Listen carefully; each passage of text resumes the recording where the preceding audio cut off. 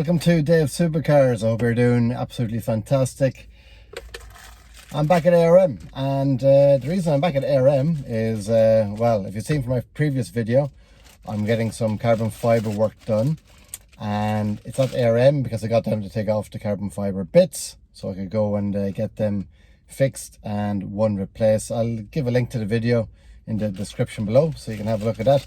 But I'm back at ARM in the meantime because I bought these.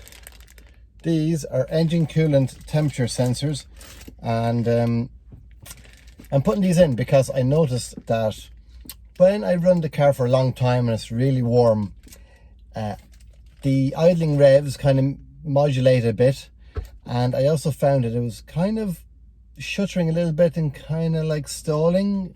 And I also noticed that at one stage the AC was cutting in and out slightly. So there was no fault codes coming up, but I did a bit of research, and the most likely problem are these sensors.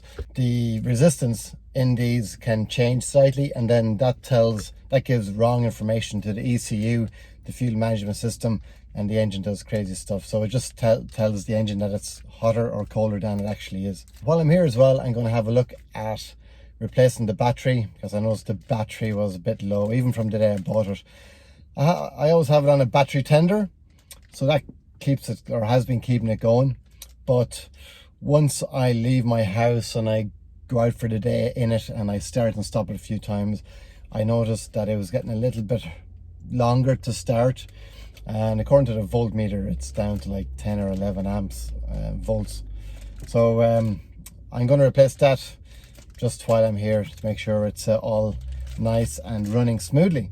So here I am. I'll go inside and see what the situation is, so catch me in there.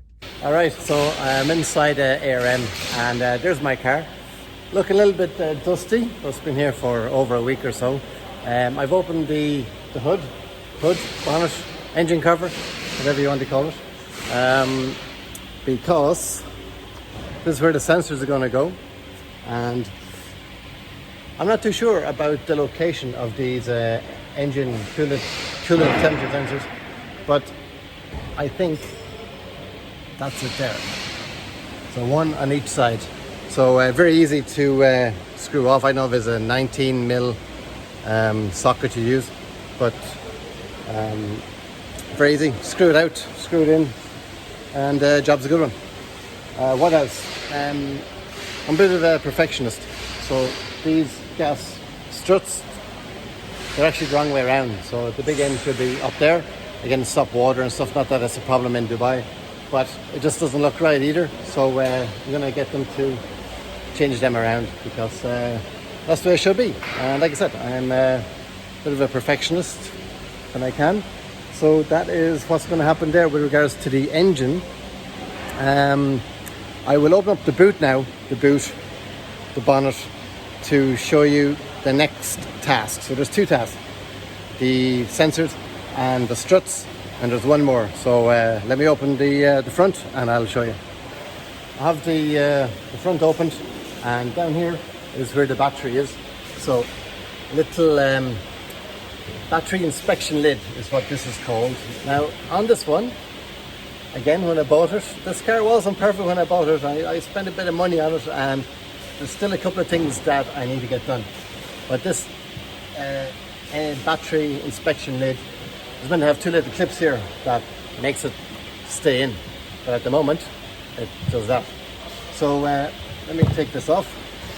Just kind of clips in at the bottom with these clips, and then it should hook in at the top. What I've done is I found a second-hand one in the States on eBay, and I'm getting it shipped over, and it's currently on its way. So it should be here in, I don't know, maybe a week. We'll see how it goes. But the reason I have the front open and I'm showing you the battery inspection lid is I'm replacing this battery, because, as I said before, I saw it was getting hard started after being driven a while and being out and not on the battery tender. So I'm going to replace that with an AGM battery. This one is just a normal liquid acid battery. So an AGM battery is a lot more superior. It's also lighter weight, and it's just more constant as well. So that'll make the car start and run better as well. So that's the work. That's the 3 things I'm going to get done here. Still waiting for the carbon fibre, but in the meantime, ARM can be tackling these 2 jobs. So apologies for the noise, but there's work going on.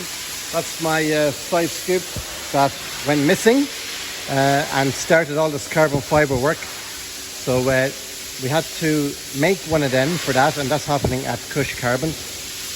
This one we took off so that we can re-glue it because it's been on the car for a long time, and just the glue is a little bit aged and just afraid it might come off as well. This one is fairly solid, so I've confidence in that one. Again, we'll keep an eye on it. And this one was then removed so that they could make a copy from the far side. And this side skirt was removed as well because it was cracked and damaged. Again, due to speed bumps. But what can you do? So it's a little bit dirty, needs a bit of a wash, but let them get the work done, and then we can make it all clean. It'll be running and looking beautiful again.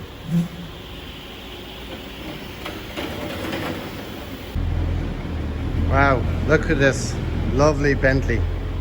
Oh man, lovely green kind of metallic color. Look at the inside. Oh yes, just a classic clean design. Yeah, that's going back in time a little bit, but a Mulliner. So Bentley Mulliner Turbo RT. I don't know much about Bentleys, but I like it. Look at that big exhaust. Unbelievable. Wow. The Bentley logo. Look at the back as well. Wow. So, open it.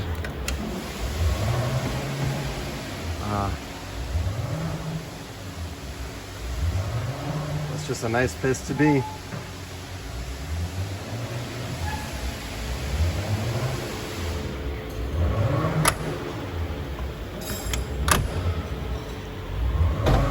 Fantastic car.